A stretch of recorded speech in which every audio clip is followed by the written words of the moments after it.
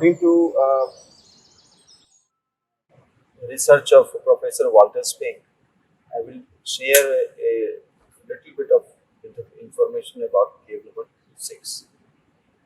And but in my description, it will be mixed with some of my opinion also.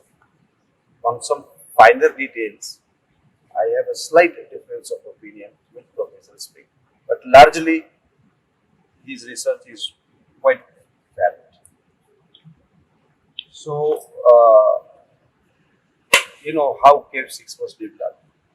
According to Professor Spink, it started in 462 AD. According to my study and timeline, which is just a slightly different to Professor Spink's timeline, it started in 468. It was one of the earliest beginnings in the 5th century phase. And there are many evidence of that. There is a long list of evidence which Professor Singh himself has produced. I have not published any research so far, particularly on cave number 6. But here is the story. Cave number 9 and cave number 10, which are the ancient temples excavated in the 2nd century BC. And after 6 or 700 years, when it was the late 5th century AD, that time when the new temples were planned, at that point of time, the planning began like this. And so cave number 8 was also planned, and 7 was planned, then 9 was planned. But when it was planned, a point is to be noted. It was not planned originally as a double-storied edifice. It had single-story one, like other things. And only the lower story was the original plan. And so the excavation began. In that excavation, all the caves had own staircase going from the river to the cave directly. In 5th century AD, you were not walking from here and from just one pathway you are going to all the caves. No, it was not like that. Every single edifice had its own staircase connected to the ravine. And each edifice was the patronage of a single individual. And those people were quite powerful and renowned of those times. Some of them were royal figures, some of them were very reputed Buddhist monks who enjoyed great reputation and were quite famous and scholarly perhaps. But some of them were also merchants and some local kings also, some ministers also, local Samant, etc. So that is about patronage. We do not know who was the patron of cave number 6. We have found no evidence so far.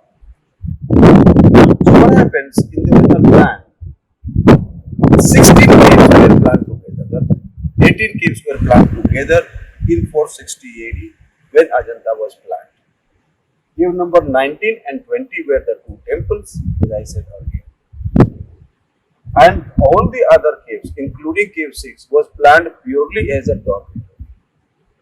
It had the one hall and some cells for monastic dwelling, one porch, and some front court. Now that is perished. There was no plan of sanctum sanctorum. There was no plan of so-called there was no plan for any Buddha. So this is how it was planned, and the work began. So, and there is some proof under those trees. If you go, you will be able to see some steps. Those steps were going directly to cave number 6.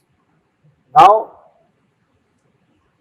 what happened initially when there was a pillared porch, like you have a pillared porch in cave number 7.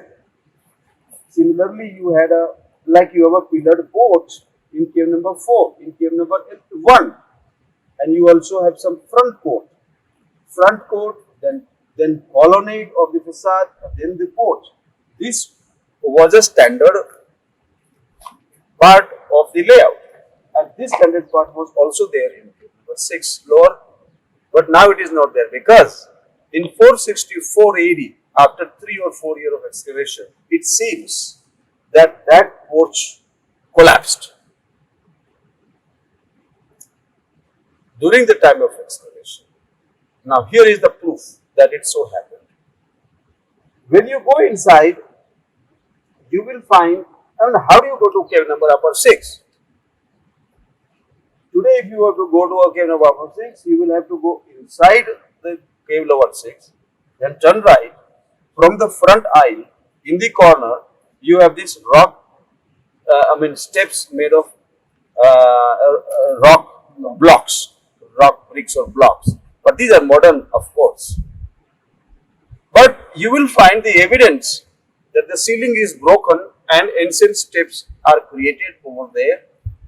You will also find evidence of some enclosure wall or parapet on the upper floor, which is there on the porch of the upper floor. So that staircase was created at that point of time.